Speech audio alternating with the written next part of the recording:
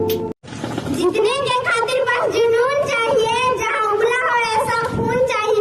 ये आसमां तो आएंगे जमीन पर, बस इरादा में जीत की बूंद चाहिए।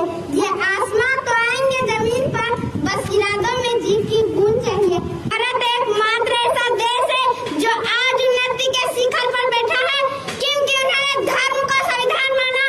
हमने तो संविधान को पहला धर्म माना। किसी भी जाति का छात्र हो, वह सबके साथ में बैठकर पढ़ सकता है, खेल सकता है और पानी भी पी सकता है। परम आदरणीय अतिथि महोदय, शिक्षकगण एवं मेरे प्यारे साथियों, मैं नंदिनी कुमारी, कक्षा 7 राजकीय मध्य विद्यालय ईस्ट रांची की छात्रा। मैं आप सभी के सामने संविधान दिवस पर अपने विचार को रखने के लिए खड़ी हुई हूँ। भारत एकमात्र ऐसा देश है जो आज उन्नति के शिखर पर बैठा है, क्योंकि उन्होंने धर्म को संविधान माना। हमने तो संविधान को पहला धर्म माना। किसी भी जाति का छात्र हो, वह सबके साथ में बैठकर पढ़ सकता है, खेल सकता है और पानी भी पी सकता है। मान्यवर, में अपने वक्तव्य को प्रारंभ करने से पहले इस सभा से प्रश्न पूछना चाहूंगी। वह कौन सी ऐसी चीज है जिन्हें हम देख तो सकते हैं पर छू नहीं सकते? महोदय, 1947 में क्या गया था? उसी समय छात्र ने कन्या उत्तर दिए। किसी ने कहा हम आकाश को देख तो सकते हैं पर छू नहीं सकते। किसी ने कहा हम सूरज को देख तो सकते हैं पर छू नहीं सकते। लेकिन उसी कक्षा के बाहर खड़ा होकर पढ़ने वाला छात्र डबडबाई आंखों का लेकर खड़ा हुआ और बोला, मैं प्यास से तड़प के मर भी रहा हूँ, लेकिन इस घड़े को पानी को देख तो सकता हूँ पर छू नहीं सकता और पी नहीं सकता, क्योंकि मैं एक अछूत जाति का हूँ। और वह अछूत जाति का छात्र बल्कि कोई और नहीं, संविधान के निर्माता डॉक्टर बाबा साहेब भीमराव अम्बेडकर जी थे।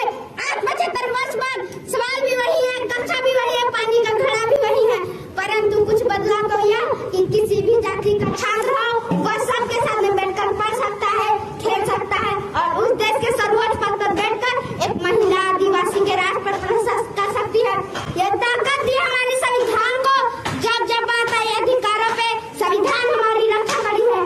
फिर वो IPC की धारा 377 में मान समाज के लोग हो, श्रीकांत बोले, दिव्यांग जनों के लिए शिक्षा का अधिकार हो, ठीक वैसे ही महिलाओं के लिए दहेज प्रथा की वजह संविधान ने एक रक्षा कर एक सूत्र में बांधने का कार्य किया है। मान्यवर, भारत की लोकतंत्र यात्रा बहुत लंबी रही है।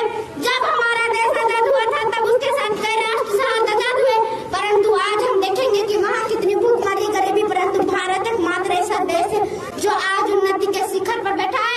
लंदन में मुस्कुराते हुए कवि चर्चिल ने कहा था, ये देश भी आजाद होगा लेकिन टिकेगा नहीं, टूट के बिखर जाएगा। अब मुझे लगता है कि नर्क से चर्चिल की आत्मा देख रही होगी और सोच रही होगी कि क्या से क्या होगा। देखते देखते आज का ये वही भारत है जो पूरी दुनिया में अष्टापद के क्षेत्र में तीसरे स्थान पर है। ये वही भारत है जो टोक्यो के अंदर तिरंगा झंडा लहरा देता है। ये वही भारत है जो चंद्रयान से पृथ्वी में कम बजट तक पहुंचा देता है। और अगर इसी तरह देश का प्रत्येक नागरिक